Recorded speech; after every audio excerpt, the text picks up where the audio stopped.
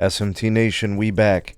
Nation, Hans was talking at the Q3 earnings just about a week or two ago, and one of the statements from the earnings was, "We deeply believe in fixed wireless access." And that's the title of this article here from Telecompetitor. I want to explain why what he's saying is 100% true. There's numbers and data to prove this, and I'm going to tell you guys why fixed wireless access saved his job and saved Verizon from losing millions of customers. All right, so let's get into this. Article will be linked in the description, and ways to support the SMT YouTube channel, show your appreciation for the content, you can also find in the description below. All right, so the quote here, Verizon deeply believes in fixed wireless access, according to CEO Hans Vestberg. You better believe it. Verizon now has 2.7 million customers on the service. They have very consistently been adding 200,000, 300,000, 400 plus thousand broadband subscribers through their fixed wireless access every quarter. And the optimism behind the service continues to pick up a lot of steam. All right, so they've upgraded most of the major metros across the country to full scale. Not only scaling the upgrades, but they also have all their C-band early cleared and on air now. 100 megahertz channels, 140, 160, 180, 200, right, in different places.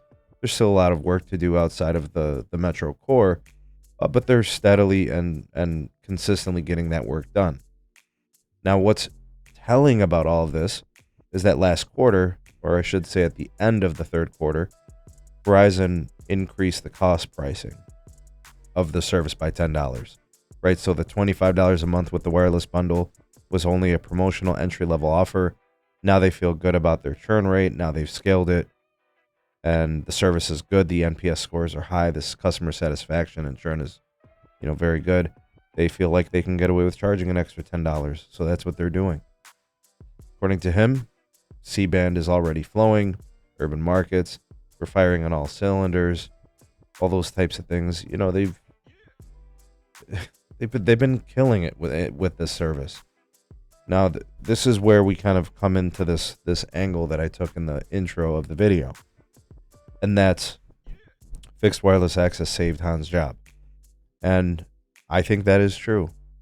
He mortgaged his job as CEO on this service. He's the one who indicated he wanted to go big on C-band.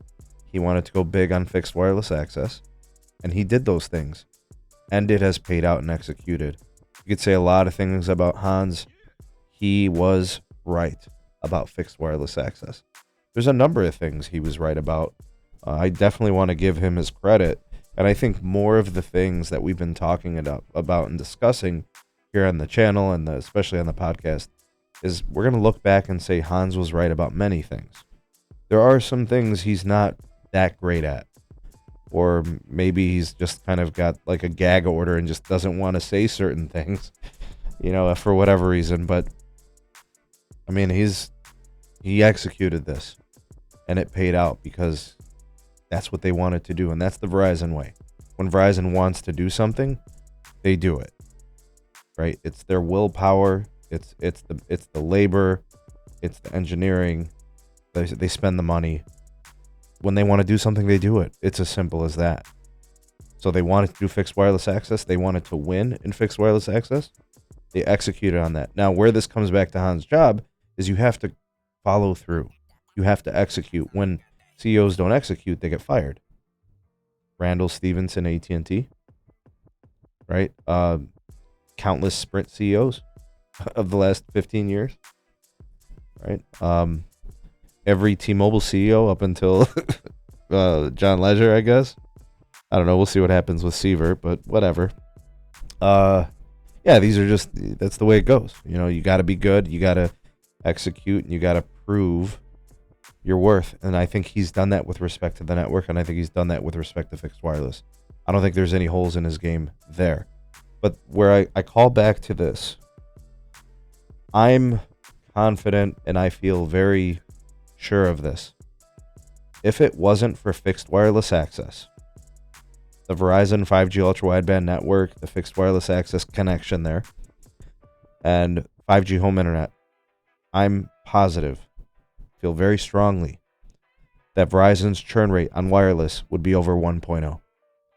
I'm so confident in this, I would say that if they didn't execute fixed wireless access, if they didn't hit the specific price point of $25 on entry, I believe their churn rate would have been over 1.0 every single quarter until they dropped pricing. So if they came and did the bundle price at $40, if they came in and did the bundled price at $45 or $50, they wouldn't be doing these numbers, right? They wouldn't have over 2 million subscribers on the service. I don't think Hans is still here if that happens, right? Churn rate 1.0. I truly believe that. The network is not and has not been good enough to float on its own. They had to have something else, and that was fixed wireless access. They took from cable.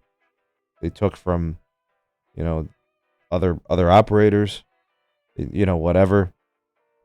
There's Venom for cable, but give Hans and his team credit. They executed, but it has to be said. Could you imagine if Verizon didn't have fixed wireless access as a way to deepen the customer relationship and keep them from going to some other provider? Because they can get the Verizon network from big cable for like half the price, right? $29.99 a line, a free line in the case of the Spectrum bundle, a deal on the home internet because you bundle with them. They had to play the same game that big cable did. It saved Hans' job. It saved that churn rate from going above 1.0 for an entire 6 or 7 quarters.